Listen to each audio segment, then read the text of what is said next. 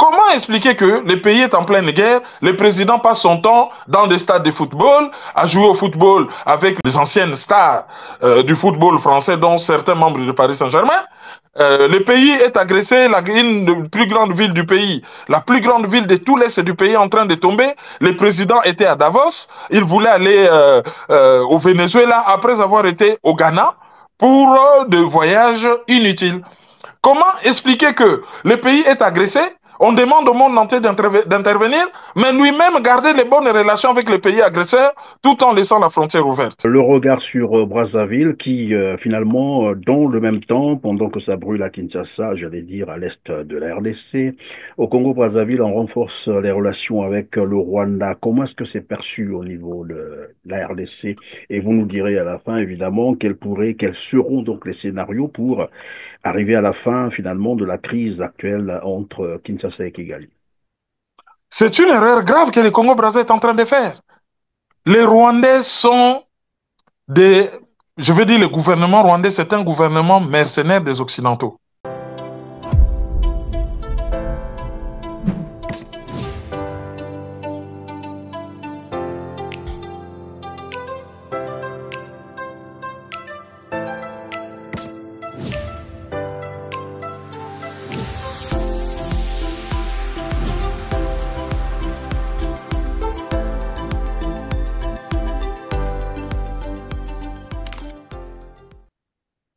Mesdames, Messieurs, bonjour. Vous le savez, la situation à l'est de la République démocratique du Congo est de plus en plus préoccupante, notamment avec la tentative de la prise de Goma par les rebelles du mouvement M23 soutenu par l'armée rwandaise. Depuis ce matin, nous sommes mardi 28 janvier 2025. Des manifestations ont eu lieu à travers le pays. Les jeunes Congolais ont entre autres pris d'assaut l'ambassade de France à Kinshasa pour dénoncer la duplicité de la communauté internationale dans cette agression rwandaise qui dure, voici, 30 ans. Alors, écoutez, des centaines de personnes se sont mobilisées dès le matin dans plusieurs quartiers de Kinshasa, des rassemblements qui ont ciblé les ambassades de France, des États-Unis, du Kenya ou encore de la Belgique. Alors, plusieurs incendies ont été signalés et maîtrisés. Le bâtiment de l'ambassade du Rwanda a lui aussi été pris pour cible par les manifestants. Une partie du bâtiment a été saccagée, des voitures ont été brûlées, quelques magasins de la capitale comme des supermarchés ont été pillés. Les activités au centre-ville sont suspendues et les rues quasiment désertes. Des barricades ont été érigées avec des grises et des pneus par les manifestants. La police est déployée pour tenter de sécuriser les lieux ciblés par les manifestants. Le porte-parole du gouvernement, Patrick Mouyaya, qui s'est exprimé à la télévision nationale, a salué, je cite, la mobilisation spontanée et légitime des Congolais, mais il a condamné des actes de vandalisme et de violence. Le ministre de l'Intérieur, Jacquemain Chabani, a lui aussi appelé et a lancé un appel au calme. Alors ces jeunes, eh bien, ils ont laissé éclater leur colère. Ils dénoncent un manque d'engagement des pays européens et des États-Unis, notamment face au combat dans l'est du pays. Trop, c'est trop. On laisse les gens mourir au Congo. Ce sont des paroles que l'on pouvait entendre dans ces foules. Alors les autorités congolaises demandent des sanctions ciblées contre le Rwanda, un moyen selon Kinshasa de stopper l'escalade militaire dans l'est du pays, notamment dans la ville de Goma où des combats opposent depuis plusieurs jours les forces congolaises au M23 et aux soldats rwandais. Alors les Nations Unies ont appelé les troupes rwandaises à cesser leur soutien au M23 et à se retirer du territoire congolais. Et bien pour ces jeunes, ce n'est pas suffisant. Ils attendent plus de fermeté de la part de tous les pays membres du Conseil de sécurité des Nations Unies. Nous revenons donc sur les récents événements à Goma avec Kérine Maïzo, journaliste, analyste politique, conférencier international. Bonjour Kérine Maïzo. Bonjour Christian Perrin et merci de l'invitation. C'est un plaisir de vous avoir encore sur notre plateau R7 en ce début d'année 2025. Alors, quelles sont donc les dernières évolutions de la situation à Goma ce matin? On suivait un communiqué des FARDC qui faisait savoir qu'ils avaient repoussé les rebelles. Les dernières évolutions, c'est que les M23, disons l'armée rwandaise, occupent une bonne partie de la ville, tandis que les FARDC sont du côté de l'aéroport avec la MONUSCO et la SAMI RDC. SAMI RDC, ce sont les forces d'intervention rapide de la SADC, Communauté des États de l'Afrique australe. Et même qu'un obus est tombé dans la base de la SAMI, qui a fait encore 3 morts sud-africains, ce qui porte le nombre de morts sud-africains à 12, parce que il y a donc 12 Sud-Africains qui sont décédés, deux Malawites et un Uruguayen depuis 48 heures. Donc aujourd'hui, là, les dernières mises à jour font état des 3 morts sud-africains à la suite d'un obus tiré officiellement par les M23 qui est tombé dans la base Sami RDC. La ville n'a pas d'eau, la ville n'a pas d'électricité et les liaisons ou les connexions Internet sont très difficiles.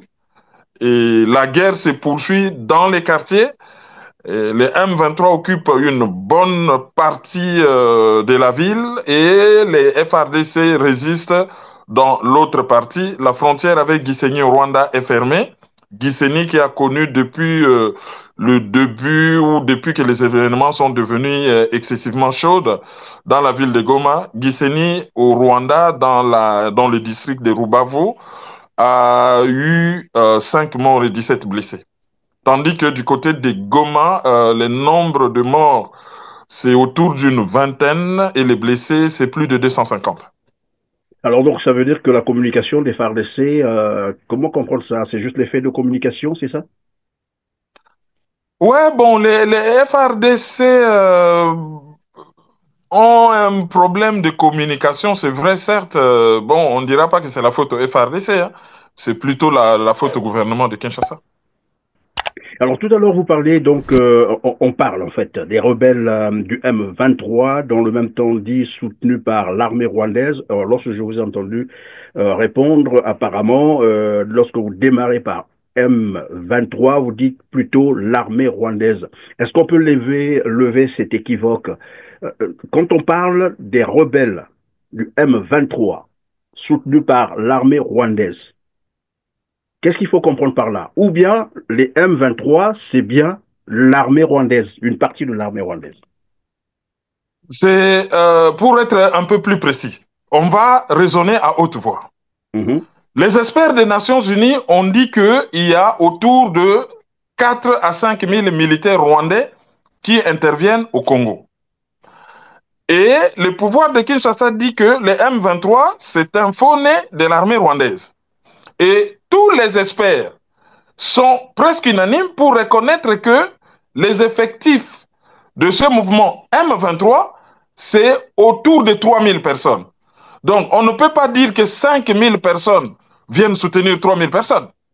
La réalité, c'est que il y a 5 000 personnes qui se battent avec une liaison, avec une légion étrangère, l'équivalent de la légion étrangère. Donc, le M23 apparaît comme une légion étrangère de l'armée rwandaise au Congo.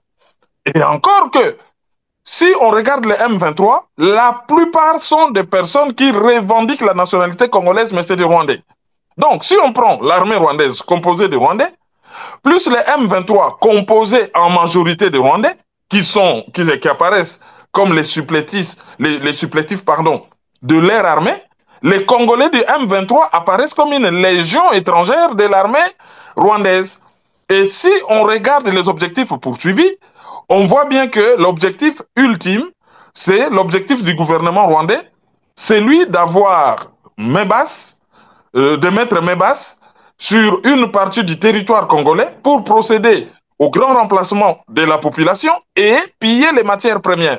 Donc du coup, vu aussi sous cet angle des objectifs, on se rend compte que c'est l'armée rwandaise qui se bat. Donc en réalité, c'est l'armée rwandaise soutenue par les M23. La différence, c'est que l'armée rwandaise est une armée, je veux dire, formelle, connue comme telle, et que les M23, qu'on veut faire passer comme une rébellion congolaise, c'est juste des supplétifs de l'armée rwandaise. Ils poursuivent tous un seul but, c'est congoliser certains Rwandais qui ne veulent pas demander la nationalité congolaise individuellement, mais qui veulent l'avoir collectivement, qui veulent qu'ils soient considérés comme une tribu congolaise. Or, pour être une tribu congolaise, il faut avoir une terre ancestrale au Congo, avoir une langue reconnue congolaise en 1881 lors de la conférence de Berlin et avoir des chefs coutumiers, ce qui n'est pas le cas. Alors, pour les fois, il faut le dire comme ça, Kinshasa venait de rompre les relations diplomatiques avec Kigali.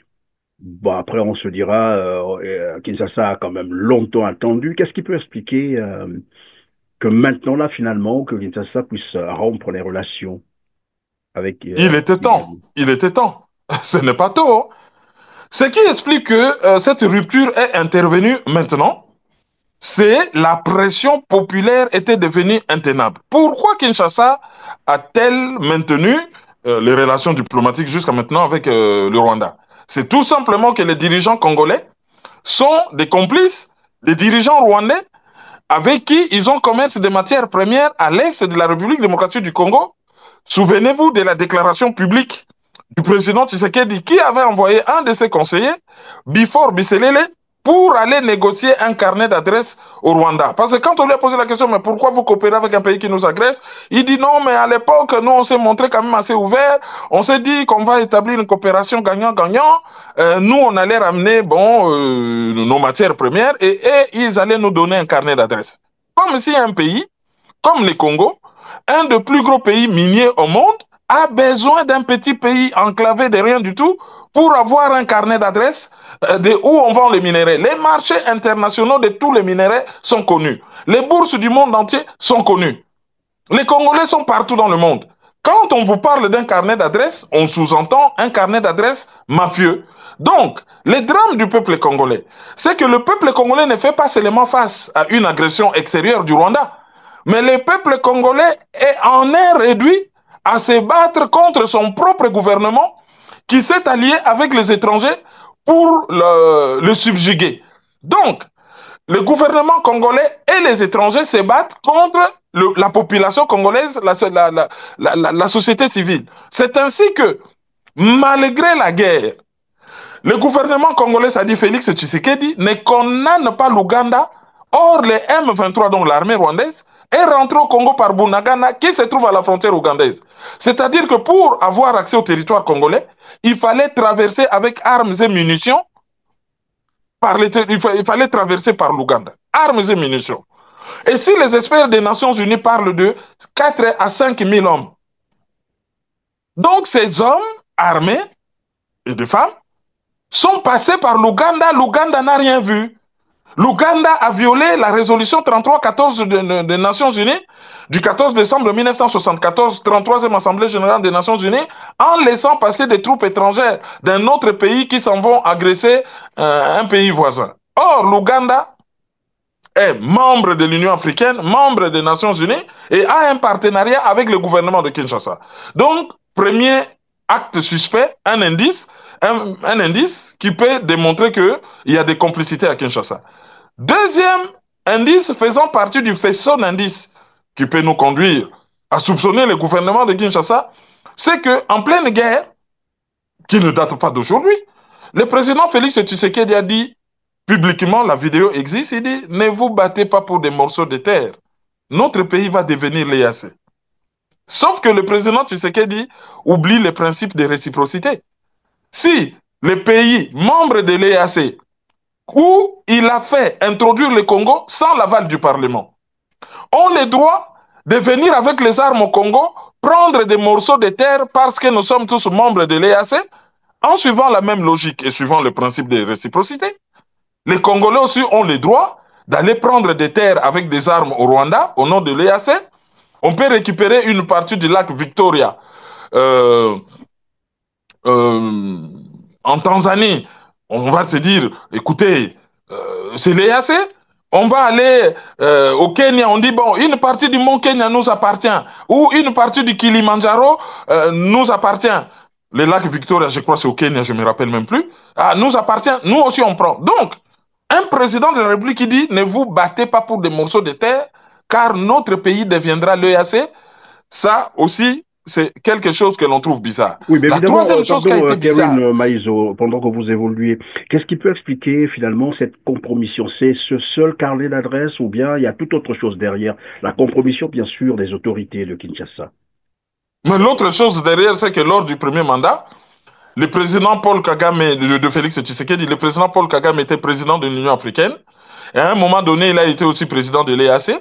c'est lui qui a été à la manœuvre pour que Tshisekedi se retrouve par un recel de fraude électorale président de la République démocratique du Congo. Le monde entier sait qu'il n'avait pas gagné aux élections. Ça, c'est des notoriétés publiques. Ça, c'est des notoriétés publiques. Donc, on l'a mis au pouvoir moyennant un deal secret qu'il était en train de remplir.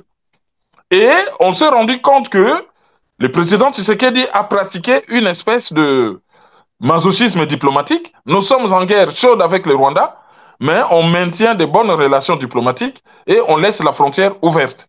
Lorsque la société civile congolaise a commencé à se montrer très entreprenant pour s'élever et défendre les territoires, le président Tshisekedi à Kinshasa a instauré un état de siège.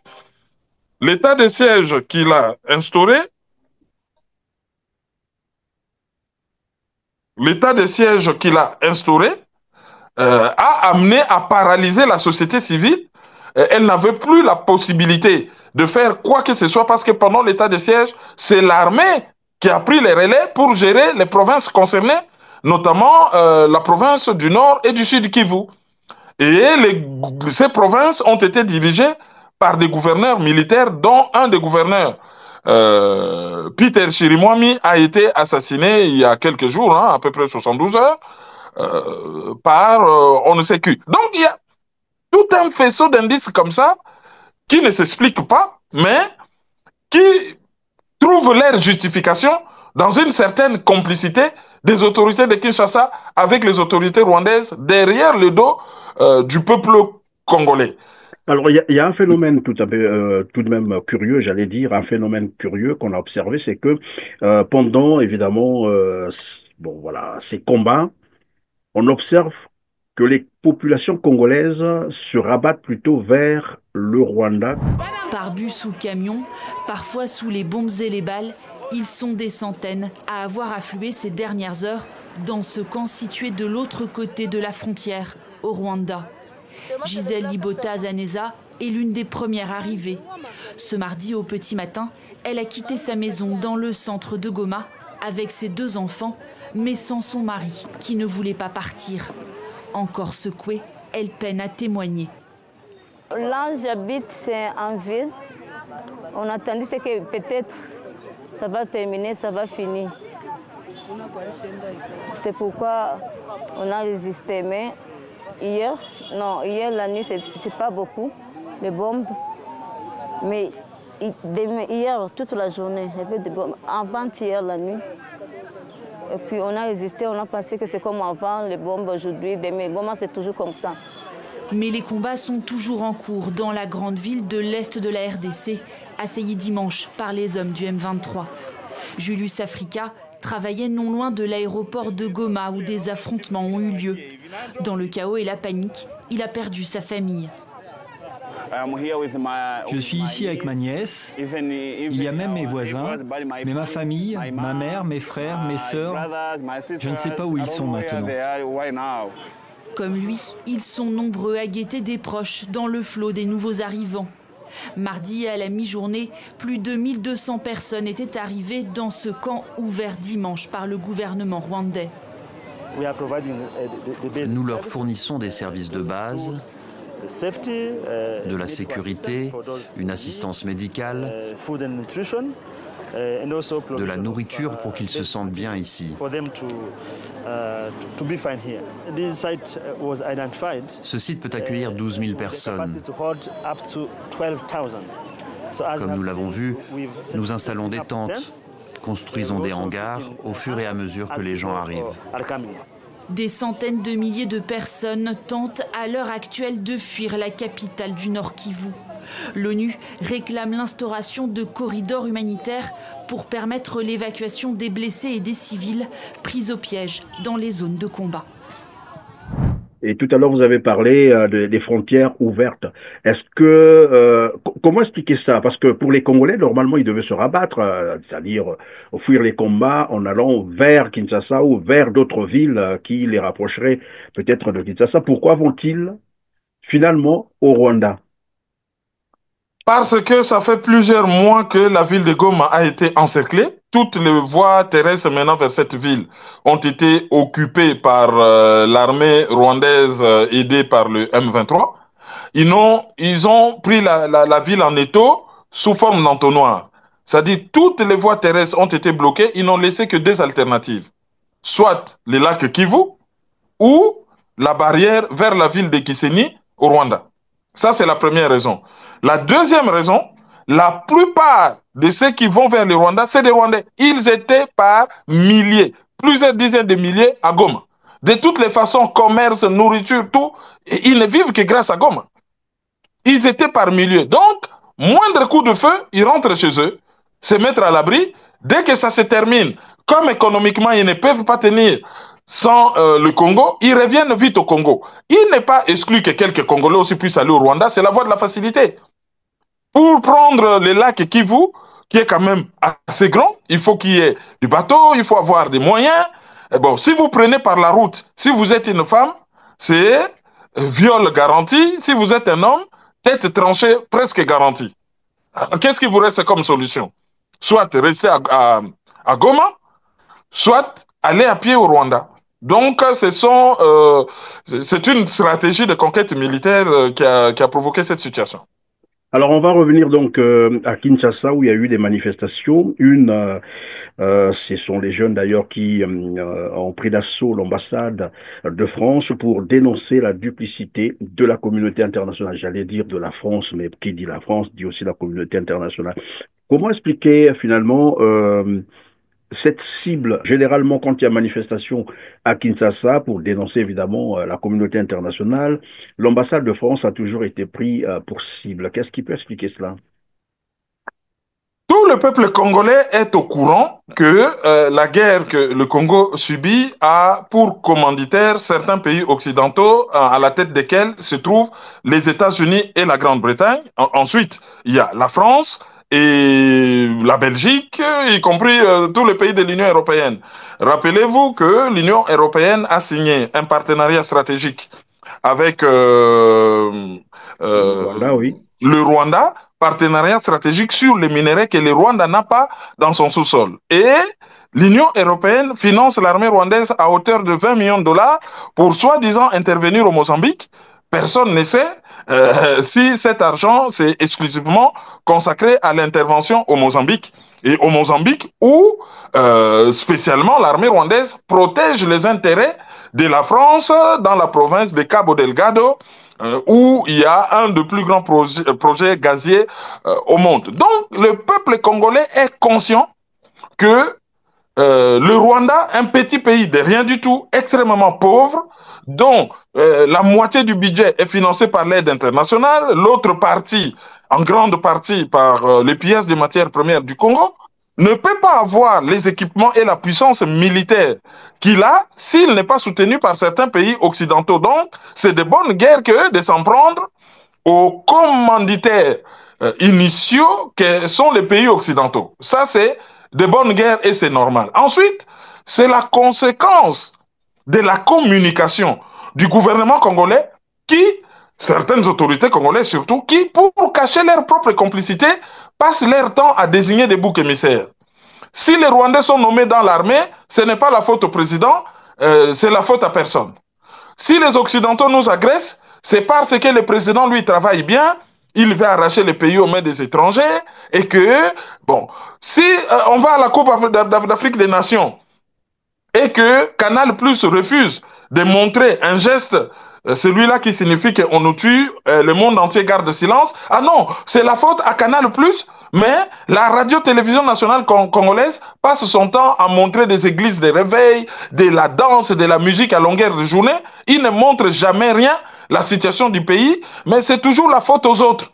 Et là, on désigne les boucs émissaires qu'on voue aux gémonies avec pour objectif masquer les responsabilités des autorités congolaises. C'est ainsi que chaque fois qu'il y a grabuge, la population s'en prend aux ambassades. Parce que c'est des ambassades de pays commanditaires.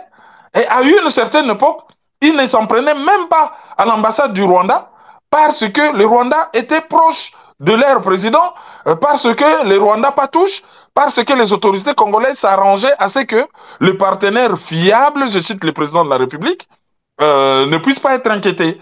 Bon, maintenant, lors des dernières manifestations, on va aller saccager l'ambassade du Rwanda où il n'y a plus personne parce que depuis 48 heures, les relations diplomatiques sont rompues. Bon, maintenant, s'il y a des ambassades qui ont subi, c'est l'ambassade de France, c'est l'ambassade de Belgique. Bon, celui des États-Unis est hyper protégé, mais ils sont allés faire quand même un petit tour devant. Mais ils vont se montrer quand même assez réservés parce que, selon eux, les États-Unis ont un partenariat stratégique avec le Congo, lequel partenariat stratégique n'a rien amené au Congo. Alors, quant au cas de la France, souvenez-vous, le président Sarkozy avait parlé qu'il fallait partager les richesses de la France avec les richesses du Congo avec le Rwanda. Le président Macron, il ne cache pas ses amitiés avec Paul Kagame, a donné par exemple la francophonie à Louise Mushikiwabo, une anglophone, qui a épousé une américaine, sûrement, au-delà de la nationalité rwandaise. Elle doit avoir aussi une nationalité américaine. On lui a donné le sommet de la francophonie, pardon, la tête de l'Organisation internationale de la francophonie, au détriment d'un francophone, un Congolais, par exemple. Donc, tous ces éléments font que la France a toujours été du côté du Rwanda. Quoi de plus normal que les Congolais, faute de s'en prendre à leurs propres dirigeants corrompus, s'en prennent à la France. Évidemment, comme vous l'avez dit tout à l'heure. Comme bouc émissaire, hein, même oui, si elle est aussi quelque part coupable. Tout à fait. Évidemment, la francophonie, c'est vraiment un paradoxe parce qu'on ne peut pas comprendre que le Congo, d'ailleurs, Kinshasa, qui est l'un des plus grands pays francophones de cette organisation, ne puisse pas abriter, évidemment, la présidence ou le secrétariat général de cette organisation. Mais je reviens donc sur la France, parce que nous apprenons également que Emmanuel Macron a communiqué avec Félix Tshisekedi et Paul Kagame, à qui il a demandé d'ailleurs de s'asseoir, c'est-à-dire de trouver des solutions pacifiques et voilà. Mais on se souvient encore, puisque c'est encore d'actualité, lorsque l'Ukraine a été agressée ou est agressée, on a vu comment la communauté internationale, s'il faut l'appeler comme ça, est allée et disons, est en train de soutenir l'Ukraine, avec armes bien entendu, et il y a même des forces étrangères qui combattent sur place. Comment expliquer finalement que dans le conflit Rwanda-RDC, où la communauté internationale, je parle bien du Conseil de sécurité des Nations Unies, a reconnu que c'est le Rwanda qui agresse la RDC, et tout le temps, on appelle, Kinshasa, s'asseoir avec Kigali pour trouver des solutions, au lieu de condamner. Je pose la question, pourquoi la Belgique n'intervient pas? Pourquoi la Belgique n'intervient pas pour aider la tragédie du peuple congolais à l'est du Congo? 5,4 millions de morts. Des centaines de milliers de déplacés, 1 million de réfugiés à Goma. Et une responsabilité écrasante qui pointe du doigt le Rwanda présent à l'est du Congo avec son armée. Et que fait la Belgique? Rien. Rien. Comment est-ce possible? Quand la Russie envahit l'Ukraine, à juste titre, c'est la condamnation. Ce sont les sanctions, ce sont les livraisons d'armes à l'Ukraine, mais quand il s'agit de la République démocratique du Congo, rien. On n'aide pas. La vie d'un Congolais ne vaut-elle pas la vie d'un Ukrainien? La vie d'une Congolaise ne vaut pas la vie d'une Ukrainienne? C'est la question que tous les peuples d'Afrique se posent. Pourquoi ce 2 poids 2 mesures? Qu'est-ce qui se passe dans la politique belge aujourd'hui? Alors je vais vous le dire, Madame la Ministre, non seulement la Belgique ne fait rien, non seulement les États-Unis ne font rien, mais je vais me dire plus. Hier encore, l'Union européenne a signé un accord avec le Rwanda. Un accord sur quoi? La gestion durable des matières premières, nous y sommes. Le coltan, le cobalt, le nickel, le diamant, le cuivre. Voilà la raison pour laquelle la Belgique n'intervient pas. Business, c'est l'argent. C'est ce que mes amis congolais me disaient. J'ai travaillé 2 ans à Kinshasa. Et ils me disaient, Raoul, ce qui se passe en fait avec le Congo, c'est ça, c'est que notre sous-sol est plein de richesses et que l'Occident regarde pour se faire de l'argent. Parce que ce deal avec le Rwanda, soyons clairs, c'est pas du Rwanda que viennent les diamants, c'est pas du Rwanda que vient le cobalt et tout. Tout ça vient de l'Est du Congo. J'ai envie de dire à tous mes camarades congolais et à l'ensemble des peuples africains, on le voit aujourd'hui, les puissances occidentales ne pensent pas à votre bonheur, elles ne pensent qu'à une seule chose, c'est l'exploitation de votre sous-sol. Vous pouvez aujourd'hui, vous pouvez croire à vos propres forces. J'ai envie de dire, moi, au peuple congolais, pensez à cette pensée de Patrice Emery Lumumba, cette force du Congo, justement. Pensez à Kwame Nkrumah, justement le panafricanisme qui doit être là. Pensez à Thomas Sankara, qui disait clairement, effectivement, que les peuples africains peuvent prendre leur destinée en main. Ne comptez pas sur les gouvernements occidentaux. Ou de prendre des mesures, évidemment, concrètes pour faire arrêter cette agression. Ça s'explique par deux choses. D'abord, en ce qui concerne l'Ukraine, c'est l'OTAN qui se bat contre la Russie. Et certains pays membres de l'OTAN, derrière les États-Unis, pour des raisons idéologiques et d'hégémonie mondiale, se coalisent et agissent avec beaucoup d'efficacité pour mettre la Russie à genoux, parce que l'Ukraine, c'est leur faux-nez, c'est les pays qu'ils ont utilisés pour agresser la Russie. Beaucoup de gens oublient que l'agression en droit international de la Russie est en réponse avec des actions, des coups de boutoir donnés par des pays occidentaux. Depuis la fausse révolution de Maïdan jusqu'à l'invasion de l'Ukraine par la Russie, on a assassiné des russophones, on a toujours cherché à attaquer la Russie d'une certaine manière. Tandis que pour le cas de la République démocratique du Congo, ce sont les pays occidentaux qui agressent le Congo pour piller ses matières premières. Donc du coup, ils ne peuvent pas prendre des sanctions contre eux-mêmes, parce que là, eux-mêmes, ils sont dans le rôle du voleur, du criminel et de l'agresseur. Donc c'est un double standard. Le droit international a été conçu, les droits des gens, c'était les gens occidentaux, hein, a été conçu idéologiquement suivant les prismes occidental. Donc, ils ne visent que leurs intérêts. Ils ne passent leur temps qu'à condamner. Ça, c'est le premier phénomène. Premier phénomène, c'est double standard. En Ukraine, c'est l'OTAN qui se bat contre la Russie. Et en République démocratique du Congo, c'est l'OTAN ou les pays occidentaux qui agressent le Congo en utilisant le Rwanda. Ce qu'ils auraient voulu faire avec la Russie, contre la Russie en utilisant l'Ukraine, c'est ce qu'ils ont réussi à faire face à un pays faible, le Congo, en utilisant le Rwanda. Donc cette première raison tient la route. La deuxième raison, c'est que au Congo, on n'a pas de dirigeants responsables. C'est des dirigeants corrompus. Ils participent dans la destruction de leur propre pays. Ils signent des accords qu'ils ne lisent peut-être pas, ou moyennant corruption, ils signent des accords anti-patrie, et c'est des autorités peu sérieuses, donc personne ne va mouiller les maillots pour les aider. Comment expliquer que le pays est en pleine guerre, le président passe son temps dans des stades de football, à jouer au football avec les anciennes stars du football français, dont certains membres de Paris Saint-Germain? Le pays est agressé, une des plus grandes villes du pays, la plus grande ville de tout l'Est du pays est en train de tomber. Le président était à Davos, il voulait aller au Venezuela après avoir été au Ghana pour des voyages inutiles. Comment expliquer que le pays est agressé? On demande au monde entier d'intervenir, mais lui-même garder les bonnes relations avec les pays agresseurs tout en laissant la frontière ouverte. Comment expliquer que le pays est agressé? Bon, lui organise souvent des week-ends, des grands concerts chez lui, où on voit les gens s'éclater, mais comme si tout allait bien. Comment expliquer que le pays est agressé? On aurait voulu organiser en Afrique du Sud un anniversaire, mais d'un faste, d'une opulence qui frise la folie du petit frère du président. C'est suite à la pression des réseaux sociaux qu'ils ont délocalisé cette fête à Kinshasa, mais ils l'ont fait quand même. Pendant que tout autour de Goma, il y a 1 million de personnes déplacées dans la rue, les gens ont vu des images de personnes en train de danser et de sabrer le champagne à Kinshasa. Tout cela, le monde entier voit, et certains pays ne vont pas se mouiller pour venir à la rescousse des dirigeants aussi irresponsables. Pendant que la ville de Goma est en train de tomber, certains cadres, certains intellectuels dans la communauté juridique congolaise étaient à Belgique pour discuter sur le changement de la Constitution. C'est que le parti présidentiel faisait en même temps à Kinshasa. Leur priorité, ce n'était pas la guerre. Leur priorité, c'était le changement de Constitution pour maintenir probablement Tshisekedi au pouvoir. Tout cela fait que, avec certaines décisions diplomatiques incongrues, par exemple, voter toujours à contre-courant.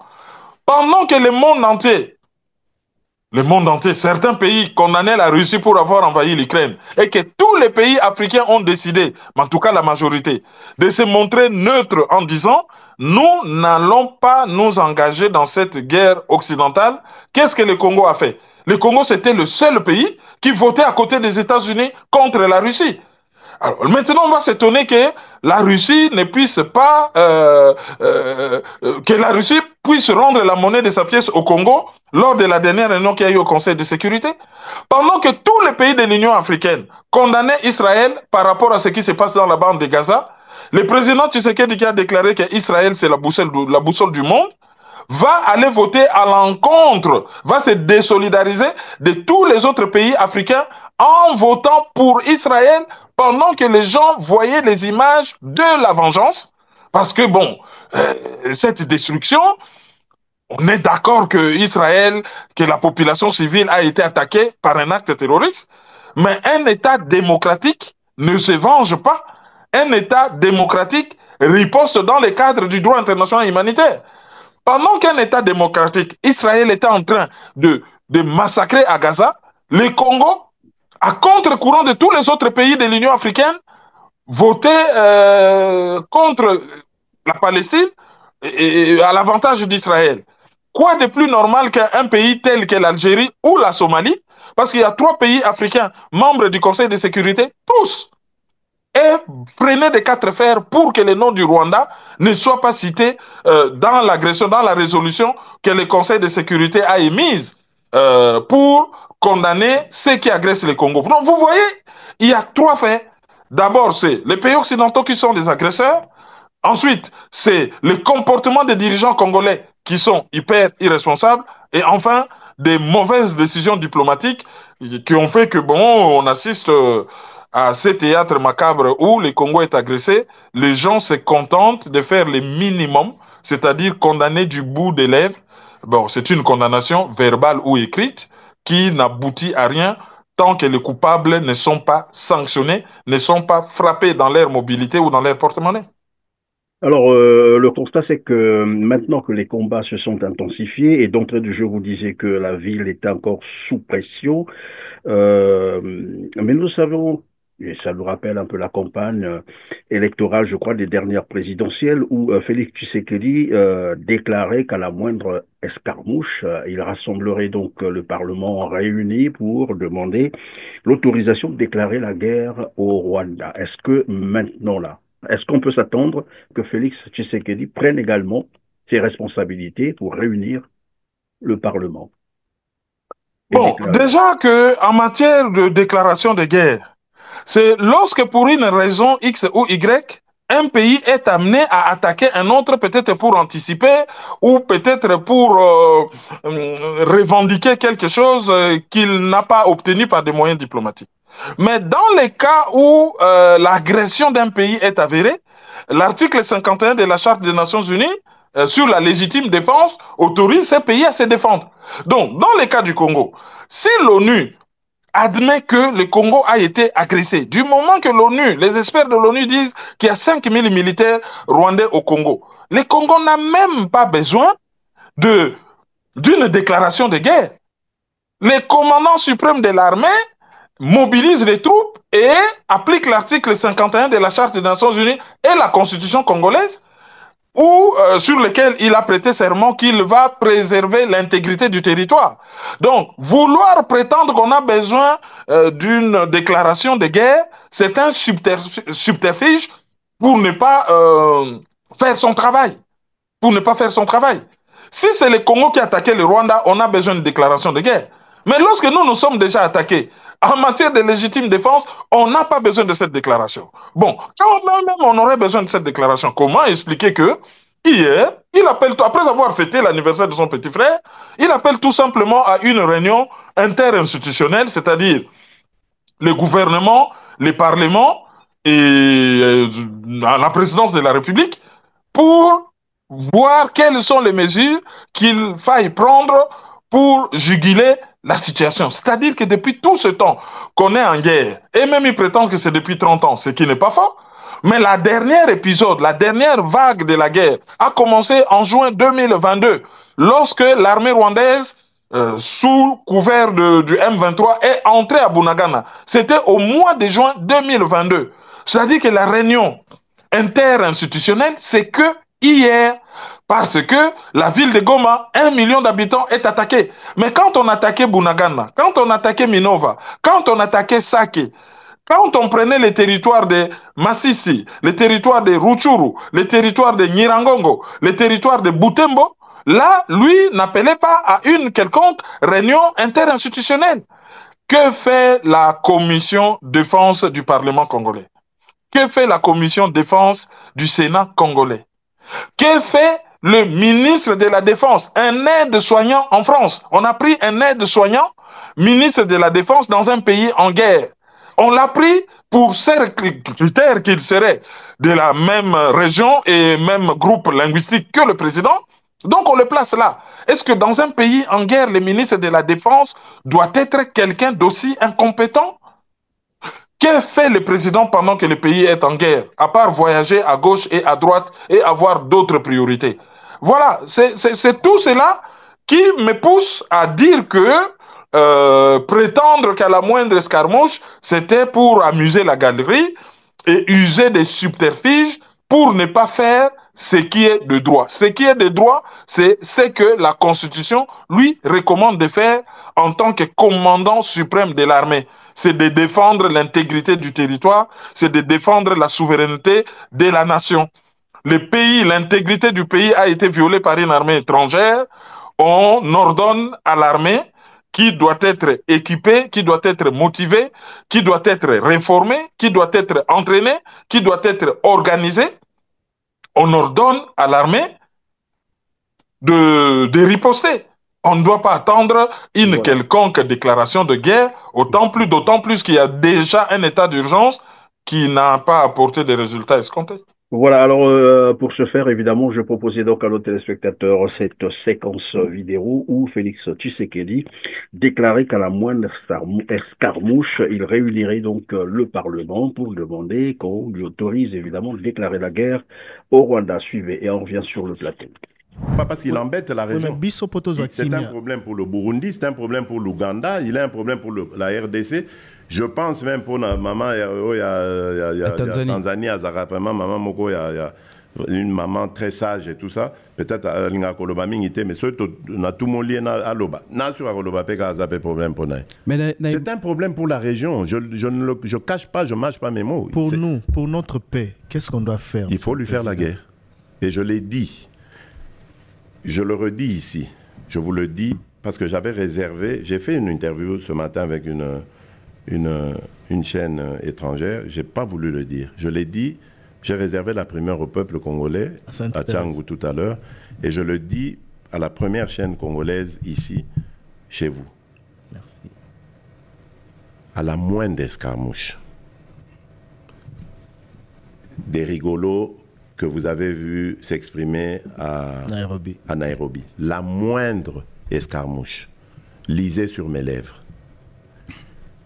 Je vais réunir les deux chambres en congrès, comme me le recommande la Constitution, et je vais leur demander l'autorisation de déclarer la guerre au Rwanda.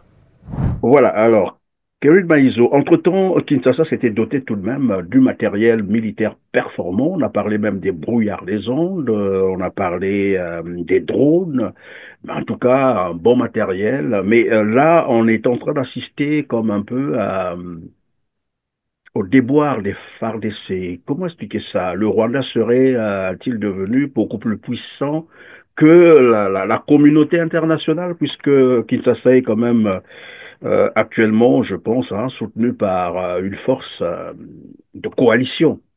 Déjà que le secrétaire général des Nations Unies, dernièrement, avait déclaré que quand on lui parlait de l'inefficacité des forces onusiennes, c'est-à-dire la MONUSCO, il a dit que le Rwanda a un équipement, disons, il dit certains mouvements rebelles ont des équipements supérieurs à certaines armées nationales, et que l'ONU était incapable de faire face. Et il a précisé que les armes ne tombent pas du ciel ou ne poussent pas dans la forêt. C'est-à-dire qu'il y a un pays occidental très puissant qui équipe l'armée rwandaise.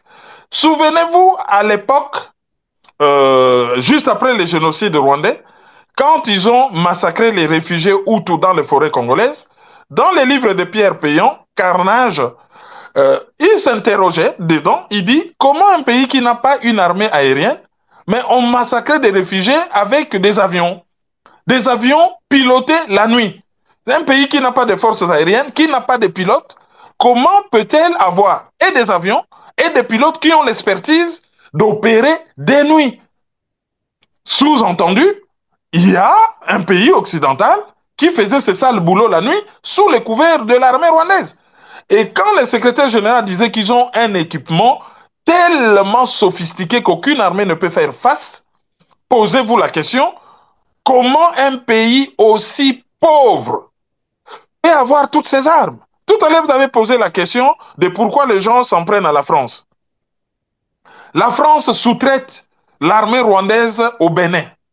La France sous-traite l'armée rwandaise en Guinée. Au Bénin, ils forment la garde républicaine. Bon, on a eu quelques têtes tranchées, leur modus operandi. Ils sont très proches de quelqu'un qui a fait toutes ses études en France, dont la femme est française, c'est le président Doumbouya de la Guinée. Ils sont très proches, ils ont une coopération militaire. Lorsque la France a été vomi en République centrafricaine, c'est l'armée rwandaise qui sous-traite pour la France.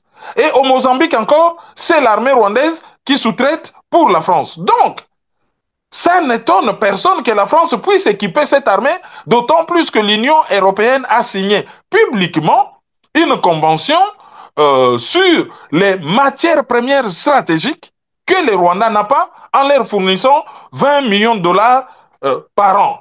Rappelez-vous encore de cette histoire où la Grande-Bretagne tenait absolument à refouler des réfugiés venus de je ne sais où vers le Rwanda. Sans oublier que l'économie rwandaise est portée à bout de bras par ce que vous appelez la communauté internationale, notamment par les États-Unis qui financent un pays antidémocratique, un pays où il n'y a pas de droits de l'homme, un pays où le président est élu à la soviétique, tout le monde les tolère et on les finance. Et n'oubliez pas que derrière tous ces États, c'est leur multinationale. C'est la guerre des matières premières. Ces multinationales, ils fournissent les Rwandais en argent, en expertise, ils leur donnent des technologies pour faire le sale boulot qui consiste à piller les matières premières du Congo pour les multinationales de l'industrie spatiale et de la high-tech. Qui sont les pays qui sont spécialistes de l'industrie spatiale et de la high-tech? C'est notamment certains pays occidentaux. Alors, du côté congolais, quels que soient les équipements qu'ils peuvent acheter, tant que l'armée est un patchwork de plusieurs groupes armés qu'on a mixés, et lui-même Tshisekedi l'a dit, il a dit que c'est une armée d'à peu près 150 000 hommes où il y a eu plusieurs brassages, chaque groupe qui a été brassé continue à obéir à son chef originel. Un tiers de l'armée congolaise est composé de Rwandais, issus des mouvements qu'on appelle AFDEL, RCD, CNDP, M23. Tous ces brassages ont fait que sur 150 000 hommes, à peu près 50 000, c'est des Rwandais. Et regardez, côté officier supérieur, la plupart de ceux qui opèrent à l'Est, soit ont été dans l'armée rwandaise, soit ont été dans un des mouvements soutenus par le Rwanda, c'est-à-dire les RCD ou même le MLC qui est soutenu par l'Ouganda, Rwanda, Ouganda, blanc, bonnet, bonnet blanc. Ils sont tous issus du parti politique Tutsi suprématiste et raciste qu'on appelle l'UNAR. Donc, si vous regardez bien, avec une telle armée infiltrée, indisciplinée, brassée, avec des généraux commerçants et des dirigeants politiques corrompus, on ne peut pas gagner la guerre. Les militaires sont affamés, ils sont démotivés, ils reçoivent des ordres contradictoires, ils sont au front sans munitions et on leur donne des ordres contradictoires. Le gouverneur de la région, le gouverneur militaire de la région du Nord Kivu, qui a pour capitale Goma, a déclaré avant de mourir que non, l'armée, c'est l'instrument entre les mains des politiques. Nous ne sommes pas là pour nous battre, nous sommes là pour surveiller le cessez-le-feu. Notre hiérarchie nous a demandé de ne pas nous battre. Si les M23 veulent nous tirer dessus, c'est son problème. La communauté internationale va constater, mais nous, notre hiérarchie nous a demandé de ne pas nous battre. Celui qui parle, c'est le gouverneur militaire de la région concernée. Après cette interview, il est tué. Mais il a dit tout haut, c'est que tout le monde savait tout bas, connaissait tout bas.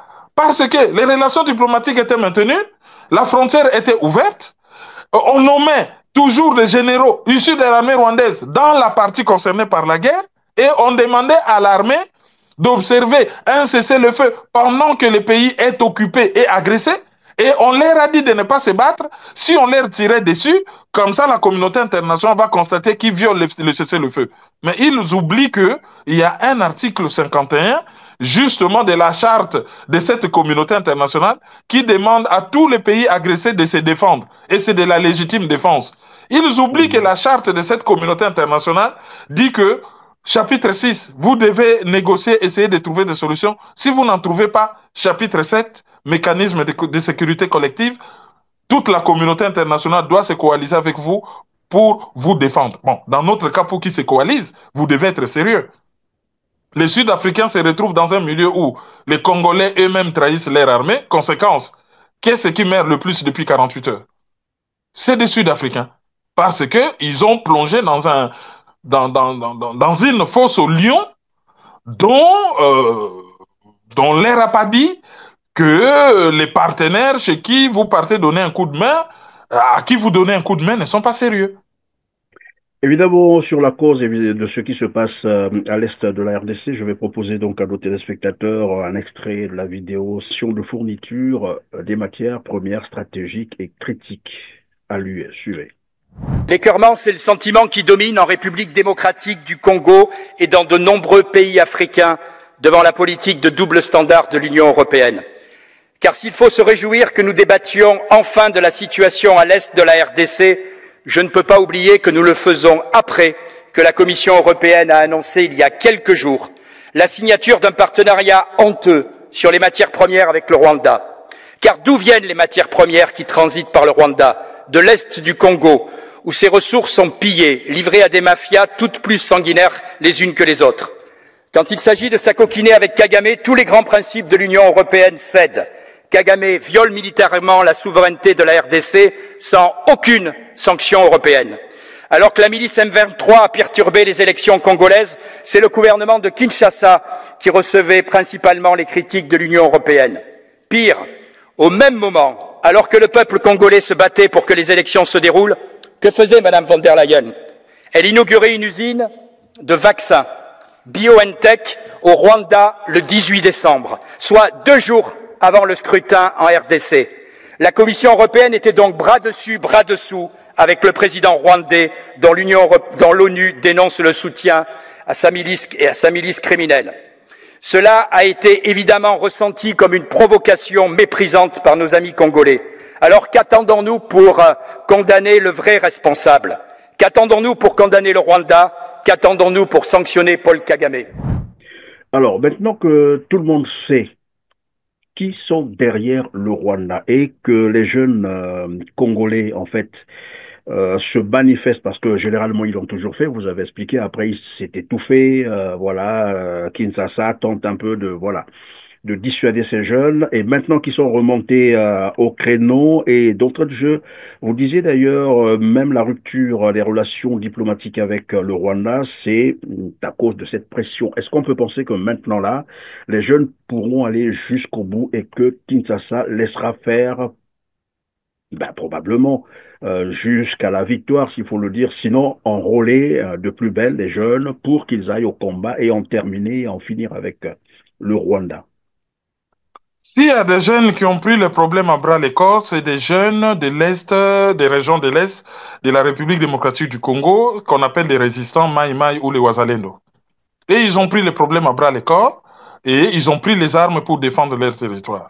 Ni était leur intervention, ça serait mais vraiment une passoire. Les M23 seraient peut-être à Kisangani ou je sais pas moi, à Kanangambujimai ou même à Kinshasa.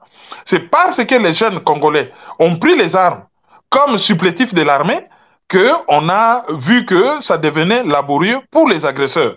Bien que ces jeunes-là aient été aussi abandonnés par les pouvoirs qui leur a fait des promesses mirifiques qu'il n'a pas honorées. Le pouvoir a préféré payer des mercenaires $10 000 au lieu de prendre cet argent et d'équiper les jeunes qui étaient déterminés à se battre pour leur terre.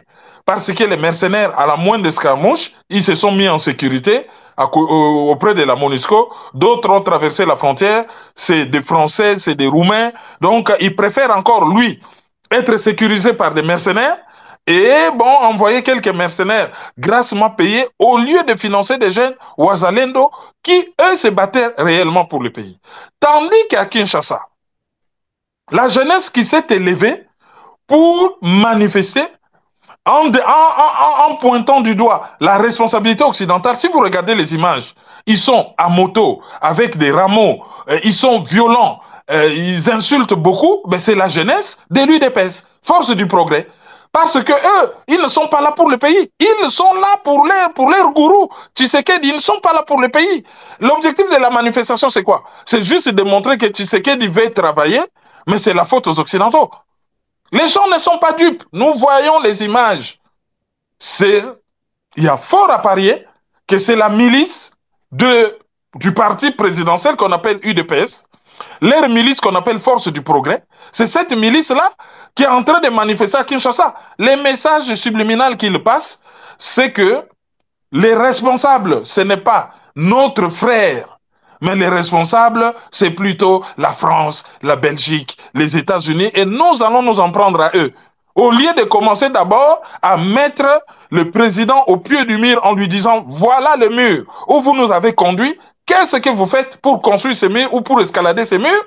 Et ils préfèrent trouver des boucs émissaires. Donc, ne nous lairons pas par des manifestations que nous voyons à Kinshasa, on sait qui est derrière.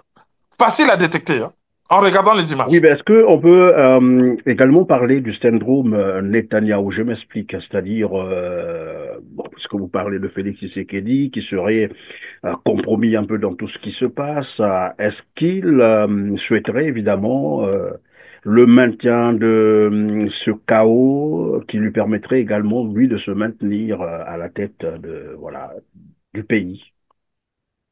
Je pense plutôt qu'il a été dépassé par les événements et qu'il s'est pris, qui s'est pris les pieds dans des fils. Quand on signe certaines choses, des fois, on n'en mesure pas les conséquences. Donc, lorsque, par opportunisme, il a signé certaines choses pour arriver au pouvoir, maintenant, il a du mal à s'en défaire. Voilà, oui. Il a du mal à s'en défaire. Maintenant, la population pouvait mettre certaines divergences de côté en se disant, le pays prend feu, on se soude, on sauve le pays et puis on va résoudre tous les problèmes après. Sauf que le président Tshisekedi a excessivement tribalisé les institutions, que une bonne partie du peuple congolais regarde le pouvoir Tshisekedi comme étant un pouvoir tribal, genre, vous et vos frères des tribus, vous avez fait ce que vous avez fait, vous allez vous débrouiller seul avec, et on va venir ramasser les morceaux. C'est difficile à dire, mais c'est celui-là. La bêtise de Tshisekedi, c'est que c'est le premier président quinois né à Kinshasa, a grandi à Kinshasa et en Belgique, c'est-à-dire qu'il est né dans la ville, l'une des plus grandes villes d'Afrique, une des villes les plus cosmopolites, où on côtoie beaucoup de nationalités. Il a grandi dans un des pays les plus ouverts d'Europe, où se trouve le siège de l'OTAN et la capitale de l'Union européenne, c'est-à-dire une ville cosmopolite comme Bruxelles. On ne peut pas comprendre qu'il faut pouvoir, qu'il puisse avoir l'esprit aussi sectaire au point de tribaliser les institutions. Et c'est ce qui pose problème. Le peuple congolais est maintenant devant un dilemme. Doit-on sauver Tshisekedi et son pouvoir tribal, ou doit-on sauver le pays? Or, on ne peut pas sauver le pays sans sauver Tshisekedi et son pouvoir tribal. Mais on ne peut pas aussi combattre Tshisekedi et son pouvoir tribal sans que le pays ne puisse subir des effets collatéraux. Mais voilà, c'est ça le dilemme. Selon vous, Kéril Maïzo, c'est quoi le moindre mal? Le moindre mal, ce serait Non, la solution serait neutraliser Tshisekedi rapidement à Kinshasa pour avoir quelqu'un de responsable qui va se battre pour le pays. Ça, c'est la solution. Après, si les gens sont incapables de neutraliser Tshisekedi, oui, la solution serait... neutraliser les mots en leur sens, ça veut dire quoi? Le démettre, voilà. Le mettre hors d'état de nuire, le démettre, de toutes les façons, il n'a pas été élu. Les élections étaient chaotiques. Le mettre hors d'état de nuire. Le démettre et le faire remplacer par quelqu'un d'efficace, un civil ou un militaire efficace, qui va, pendant une transition, mener cette guerre, la remporter et organiser des élections où tout le monde peut se présenter Et Tshisekedi, après Oui, avoir été au-delà de jugé, tout, s'il pourrait se représenter, il se évidemment, représente. c'est vous qui le dites. Mais au-delà de tout, il a été élu. Qu'à cela ne tienne, bon voilà, quel que soit ce qu'il y a eu autour, tricherie ou pas, mais au moins il a Oh, été ben il élu y a un et ça a principe été. juridique clair, Fros omnia corrompit. La fraude corrompt tout. Quand on vous dit que les élections c'est un jour et que ça se déroule sur 7 jours, quand on doit faire des élections avec des machines à voter et que des gens avaient des machines à voter dans leur maison, et on a vu les images, ben, la fraude corrompant tout, ici en Occident, où vous et moi on est, vous êtes en Amérique, moi je suis en France, quand vous fraudez aux élections, on annule les élections au moins pour la circonscription concernée. Et là, on l'a vu un peu partout au pays, on aurait peut-être annulé les élections. Vous savez, en matière de fraude, on ne condamne pas les résultats, mais on condamne l'acte. Parce que si on ne condamnait que les résultats, un étudiant peut prétendre, il dit au professeur, oh, vous savez, moi je suis très intelligent, hein. Si je ne trichais pas, bon, j'allais avoir 7 sur 10. Mais comme je voulais maximiser, avoir 9 sur 10, j'ai fraudé. Ah ouais, oui, bon, c'est sans conséquence sur les résultats. De toutes les façons, vous aurez réussi. Bon, c'est pas grave, vous fraudez, c'est bon. Non, non, on juge l'acte. Du moment que vous avez posé l'acte, même si vous êtes Albert Einstein et que c'était un test de physique, du moment que vous avez posé l'acte de tricher, vous êtes sanctionné. Mais si vous dites que non, nous on ne sanctionne pas l'acte, nous on sanctionne les résultats et que les résultats sont sans importance, ben après, c'est la porte ouverte à tous les égarements. Donc, si on ne les neutralise pas, l'autre solution serait S'il vous plaît, Caroline Maïzo, là, il y a une urgence. Le temps de démettre Félix Tshisekedi, c'est tout un processus, ça prendra encore du temps. Or, là, il y a urgence, il y a péril en la demeure, comme qui dirait. Donc il faut trouver une solution immédiate. Pourquoi ne pas d'abord se ranger derrière ce pouvoir de Tshisekedi, régler d'abord le problème avec le Rwanda et la suite, vous verrez dans quelle mesure. La seule solution, la seule condition pour se ranger derrière Tshisekedi, c'est qu'il arrête avec la complicité. Vous n'allez pas vous ranger derrière les complices de l'agression de votre propre pays. Vous devenez les co-auteurs de son infraction de complicité. Donc il faut d'abord commencer par mettre la pression à Tshisekedi pour qu'il arrête la complicité et ensuite les soutenir. Les Congolais n'ont pas peur de tels groupes linguistiques. Ça, c'est pas un problème. Les Congolais, c'est un peuple mature. Il peut résoudre ses problèmes entre lui. C'est juste que les gens puissent avoir des gages que Tshisekedi veut s'en sortir, qu'il a arrêté avec la complicité, qu'il prend maintenant les problèmes à bras le corps, qu'il réunit, je ne sais pas, le Congrès, ou je ne sais quoi, ou qu'il va former, je ne sais pas moi, un gouvernement d'union nationale très rapidement. Dès que l'on aura des signaux clairs que monsieur est décidé enfin à rompre le pont et à dénoncer tout ce qui le tient en coulisses, le peuple congolais n'aura d'autre choix que de le soutenir. Mais là, pour le moment, le soutenir, c'est devenir complice de sa complicité.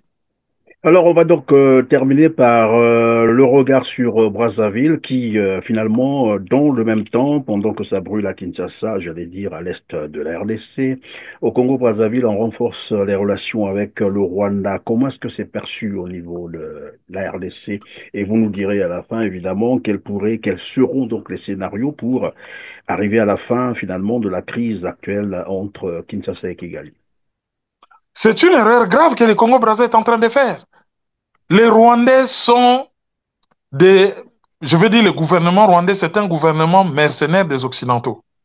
Et les Occidentaux, dans un monde où ils sont en plein déclin, ils ont besoin, avec l'énergie du désespoir, de sauver leur position. Ils vont sauver leur position, entre autres, en continuant de conquérir des territoires et les matières premières qu'il y a dans ces territoires. Le Congo-Brazzaville est très riche. Ils ont du bois, ils ont de l'eau, ils ont beaucoup de pétrole, ils ont d'autres minéraux. Les minerais, le gaz, tout ça. Oui. Voilà. Et ces minéraux sont visés par les Occidentaux qui leur ont introduit un cheval de Troie, l'armée mercenaire rwandaise au Congo. Mais ils utilisent aussi les territoires du Congo pour encercler la RDC. Regardez partout où ils ont acheté des terres arables. Du côté de Luozi, dans le Congo central, on voit beaucoup de témoignages. On voit des gens qui viennent du Congo-Brazzaville qui ne parlent pas nos langues. C'est-à-dire ni les Kinlingala, ni les Kikongo, ni les Kiyombe ou les Kilari, ni les Kinya. Parce que c'est un même peuple qui parle la même langue. Et on connaît que ce n'est pas les nôtres. Le Congo-Brazza utilise son territoire pour encercler la RDC et infiltrer la RDC, croyant tirer quelques dividendes politiques. Il n'y aura aucune dividende politique. Mobutu avait cru que les Occidentaux étaient ses amis. Il parlait de ses amis, les Occidentaux. À l'orée de sa vie, il s'est rendu compte qu'on ne les considérait pas comme amis, mais on les considérait comme un simple gérant de l'air bien les haïr. Et si le président Sassou Nguesso pense que les Rwandais sont ses amis, ce ne sont pas ses amis. Ils sont en mission, envoyés par les Occidentaux pour mettre la main basse sur les richesses du Congo et un peu plus tard du Gabon, de la Guinée équatoriale et faire jonction avec les mercenaires qu'ils ont déjà placés au Bénin, en Guinée. Qui dit Guinée, on regarde un peu la Côte d'Ivoire. Qui dit Bénin, on regarde un peu le Nigeria. Parce qu'ils ont commencé à infiltrer petit à petit les Cameroun. N'oubliez pas qu'ils sont en Centrafrique et au sud du Soudan. Ça, ne l'oubliez jamais. Ils sont déjà au Cameroun. Et ils vont prendre le Nigeria en étau. Au nord, c'est les Boko Haram, toujours les Occidentaux. À l'est et à l'ouest, ça sera l'armée rwandaise qui va les infiltrer et orienter certaines de leurs décisions et petit à petit travailler à long terme comme ils ont travaillé sur plusieurs dizaines d'années sur le Congo pour faire tomber sur tous ces pays. Ce n'est pas les Rwandais, mais c'est les Occidentaux derrière qui utilisent les Rwandais comme des mercenaires et le Congo-Brazza est en plein dedans. Ils ont introduit des femmes dans les carrés présidentiels et si le président Sassou pense que ces gens vont avoir la conscience de l'aimer ou de placer, je ne sais pas, son fils au pouvoir, il se trompe. Ce qu'il vise, c'est de subjuguer le peuple congolais qui sont des Bantous et de mettre main basse sur les matières premières du Congo. De la sous-région, il faut le dire comme ça. Oui, de toute la sous-région, mais pour le moment, après la République centrafricaine, l'air cible, c'est le Congo. Alors, j'aimerais juste souligner un petit fait. Peut-être beaucoup de gens n'y ont pas fait attention. Ce matin, le nouveau secrétaire d'État américain, Marco Rubio, a passé un coup de fil au président Tshisekedi, où il lui a garanti que les États-Unis tiennent à la souveraineté et à l'intégrité du Congo. Et après avoir passé ces coups de fil au président Tshisekedi, il lui a dit de continuer le processus de Luanda, c'est-à-dire d'admettre toutes les conditions, d'accès aux minéraux par les sociétés occidentales, sous-entendu. Donc ce n'est pas l'avantage du peuple congolais. Et après, il a passé un coup de fil au président Ruto du Kenya, en lui rappelant son rôle, le nouveau rôle que les États-Unis lui ont confié lorsqu'on l'avait appelé aux États-Unis avec FAST, son nouveau rôle de stabiliser toute la région de la Corne de l'Afrique, la région des Grands Lacs et la région de la Corne de l'Afrique. Et ils se sont limités là. Ils n'ont pas appelé Paul Kagame. Paul Kagame est lâché par les Américains, ils n'ont plus besoin de lui. Ils vont les jeter. C'est des signes qui ne trompent jamais. Maintenant, ils vont utiliser les Kenyans et l'Angola. Rappelez-vous que la seule visite du président américain démocrate Joe Biden en Afrique, c'était en Angola avec les corridors de Lobito. Du moment que ces corridors vont être étendus jusqu'à l'est de la République démocratique du Congo, les Rwandais s'y étaient opposés, leur sort est scellé. Leur sort est scellé. Alors, donc, je disais tout à l'heure, quels pourraient être donc les scénarios de sortie de crise de ce qui se passe actuellement à Goma. Le premier scénario, c'est la Pax Americana. Vous acceptez la paix des Américains, vous leur donnez toutes les matières premières, vous chassez les Chinois de cette région-là, bon, ils vous donnent une fausse paix et puis tout redevient dans l'ordre. Ça, c'est la première solution. Et cette paix-là doit être négociée au Kenya par le président Ruto ou en Angola par le président Lourenço, les deux qui ont été choisis par les Américains. Un, pour s'occuper de la région Corne de l'Afrique et Grand Lac, l'autre pour s'occuper de la région Afrique centrale et australe. Ça, c'est la première des solutions. Pax Americana. Mais la deuxième des solutions, si la solution n'est pas trouvée, c'est la plus mauvaise, ça sera à la coréenne. Le Rwanda et les M23 vont occuper la partie est de la République démocratique du Congo qu'ils appellent le Congo utile, aidé par certains pays occidentaux. Et Tshisekedi va devenir un petit roi dans la partie ouest. Donc on aura le Congo de l'Est, capitale Goma, Congo de l'Ouest, capitale Kinshasa. Et ça va durer comme ça, comme en Corée. C'est la balkanisation, carrément. C'est depuis les années 50 qu'ils avaient toujours ces projets. Et Peter Pam avait continué à bosser par rapport à ces projets, et n'eût été que le peuple congolais était devenu presque une nation, ces projets auraient réussi depuis longtemps. Et maintenant, le peuple congolais freine des quatre fers pour que ça n'arrive pas. Le moindre mal, ça sera la Pax Americana ou faire intervenir d'autres puissances, des BRICS, la Russie, la Chine, pour leur opposer une force égale ou supérieure aux leurs, avec la détermination du peuple congolais pour faire échec à tous ces projets. Donc, soit Pax Americana, soit balkanisation, soit nouvelle guerre froide, avec comme enjeu, déjà pour la première guerre froide, le Congo faisait partie des enjeux, ça sera la deuxième guerre froide, avec comme enjeu les matières, les sous-sols du Congo. Mais nous apprenons également que ce sont les peuples qui font leur histoire. C'est quoi la responsabilité du peuple congolais lui-même d'abord? Le peuple congolais est un peuple endurant et résilient. Il a résisté pendant 30 ans. Plus de 15 millions de morts. Le peuple congolais continue de résister et le peuple congolais résistera toujours. Diviser le peuple congolais, c'est pas facile. Ils sont déjà devenus presque une nation. Les diviser, c'est pas facile. Les morceaux sera dur. Laurent Désiré Kabila avait dit que la guerre sera longue et populaire. Elle est longue et populaire. Le Rwanda ne tiendra pas. C'est un petit pays de rien du tout. 11 millions d'habitants, 26 800 km². Le Rwanda a tenu grâce aux Occidentaux, mais le nombre de morts qui rentrent chez eux, qu'on étouffe, on ne va pas continuer à étouffer. Hein. À un moment donné, la population rwandaise va réclamer des comptes. Parce qu'à l'allure où vont les choses, ils vont devenir, surtout les Tutsis rwandais, ils vont devenir des parias. Partout en Afrique, ils vont devenir des parias. À cause, par la faute d'un seul homme, Paul Kagame et sa clique. Or, le peuple rwandais aspire à la paix, comme tous les autres peuples africains. Alors, il faudrait que de leur côté, que l'opposition rwandaise ou Tutsi, soit confondue, qu'ils puissent aussi travailler pour démettre Paul Kagame. Une fois que lui sera démis, je pense que ça va tellement changer la donne qu'on va sauver la mise. Le commerce s'exercera. Les frontières seront effacées. Les gens pourront voyager librement, s'installer où ils veulent. Mais là, aujourd'hui, les gens ne peuvent pas le faire parce qu'il y a des personnes qui veulent imposer leur hégémonie par les armes. Et ça ne passera pas.